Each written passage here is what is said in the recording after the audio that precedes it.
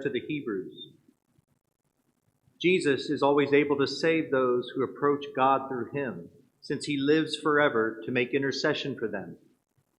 It was fitting that we should have such a high priest, holy, innocent, undefiled, separated from sinners, higher than the heavens. He has no need, as did the high priest, to offer sacrifice day after day, first for his own sins and then for those of the people. He did that once for all when he offered himself.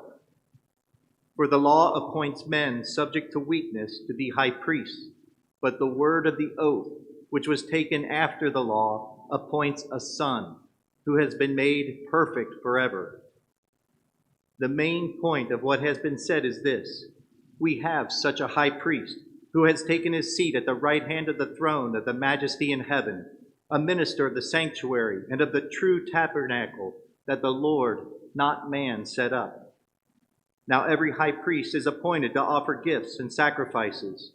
Thus the necessity for this one also to have something to offer. If then he were on earth, he would not be a priest, since there are those who offer gifts according to the law. They worship in a copy and shadow of the heavenly sanctuary, as Moses was warned when he was about to erect the tabernacle. For God says, "See that you make everything according to the pattern shown you on the mountain." Now he has obtained so much more excellent a ministry, as he is mediator of a better covenant enacted on better promises. The word of the Lord. Here am I, Lord, I come to do your will. Here am I, Lord, I come to do your will. Sacrifice or oblation you wished not, but ears open to obedience you gave me. Burnt offerings or sin offerings you sought not. Then said I, behold, I come. Here am I, Lord, I come to do your will. In the written scroll it is prescribed for me. To do your will, O my God, is my delight, and your law is within my heart. Here am I, Lord, I come to do your will. I announced your justice in the vast assembly. I did not restrain my lips, as you, O Lord, know. I come to do your will. May all who seek you exult and be glad in you, and may those you love, and may those who love your salvation say ever, the Lord be glorified. Here am I, Lord, I come to do your will.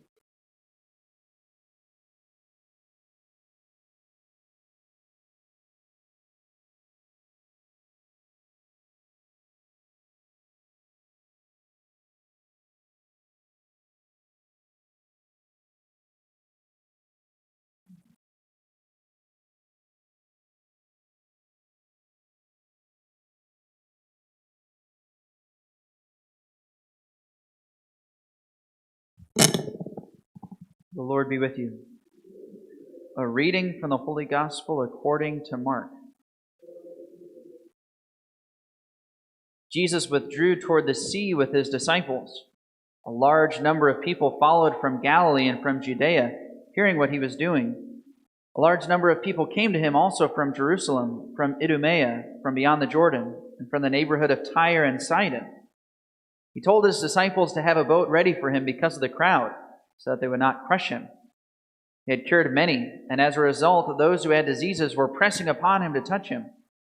And whenever unclean spirits saw him, they would fall down before him and shout, "You are the Son of God." He warned them sternly not to make him known. The Gospel of the Lord.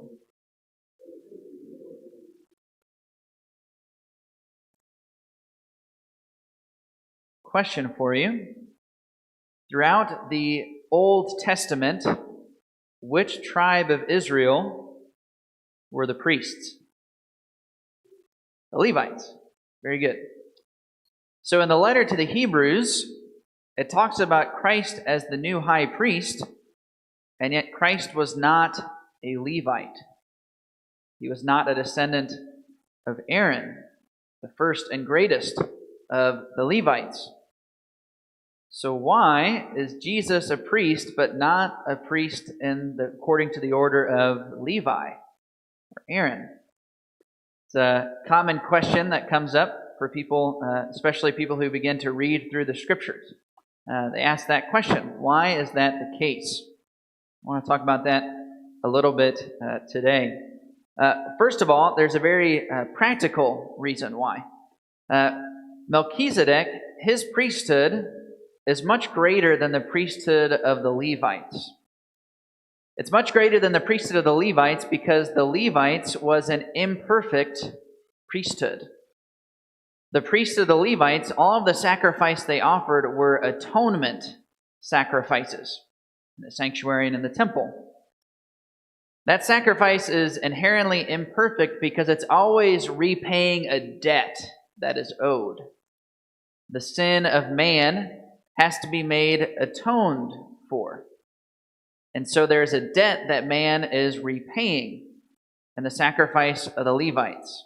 That's why they had to sacrifice bulls and goats. Because of the death that they deserved, they had to offer a sacrifice. They had to kill animals and offer them before God. And of course, those are imperfect because you can't truly make atonement for a sin of man by offering a goat, a bull. It requires the sacrifice of a man to truly atone for the sacrifice. Contrast that with Melchizedek and the sacrifice that he offered. His offering was a sacrifice of thanksgiving. There was no debt owed by Melchizedek and his sacrifices. The church fathers always saw this as an image of what a life truly sacrificed is supposed to be, one out of thanksgiving, offering ourselves to God. It makes sense in light of people coming to Mass. Again, one of the things you hear people say is, I just don't get anything out of Mass. Well, that's not the point of coming to Mass. You're not supposed to get something in return. The point of Mass is offering yourself in thanksgiving to God. And thankfully, in exchange for our meager offering, we receive the Lord of the universe. Because God is truly gratuitous and He outpours Himself in abundance compared to what we can offer ourselves. So Melchizedek is an image to us of a truly spiritual sacrifice, a life offered to God in thanksgiving. But there's also another reason why Melchizedek's priesthood is greater than the priesthood of the Levites. And this is a little Bible study for us, again, a way of connecting the Scriptures for us. Does anyone know when the Levite priesthood was created in the Old Testament? It was in the book of Exodus. And the priesthood of the Levites was only created after a very famous sin of the Israelites. The sin of the golden calf, right? Sin of the golden calf. Before the sin of the golden calf, priesthood in the Old Testament, it was not reserved to the Levites. Rather, it was open to any tribe. It was merely the firstborn son. That's why in the Old Testament, leading up to Exodus 32, you see people like Noah offering sacrifice, and Abraham offering sacrifice, Melchizedek offering sacrifice. The priesthood was only reserved to the Levites after the sin of the golden calf. And you might recall, a couple of months ago we were talking about this, about the giving of the law after the golden calf. If you remember, Moses, when he ascended Mount Sinai and received the 10 Commandments, he received other laws with them.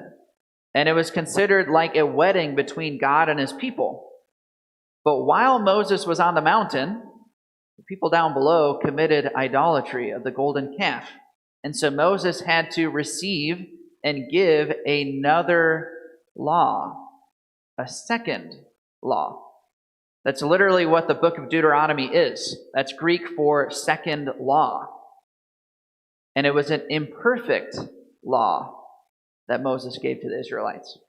It was one that was not supposed to last forever. It was a law that was passing, provisional. And so the Old Testament prophets, they prophesied that one day the new covenant would come, But it wouldn't be a totally new covenant, but rather a restoration of that first law that Moses had received. Likewise with Melchizedek. Melchizedek, in a mysterious way, represents a more perfect image of the priesthood than what was given at Mount Sinai with the priesthood of the Levites. So many of the Old Testament prophets prophesied about this, and the people who wrote the Dead Sea Scrolls, the Essenes, living at the Dead Sea. Sure enough, living just before the time of Jesus and during the time of Jesus, they were people who John the Baptist was a part of. They were people that Jesus sympathized with. They also saw this. And many of the prophecies of the Messiah from the Old Testament, in their writings, they actually said that not only would this Messiah do these things, but he would be like a new Melchizedek. And that's exactly what we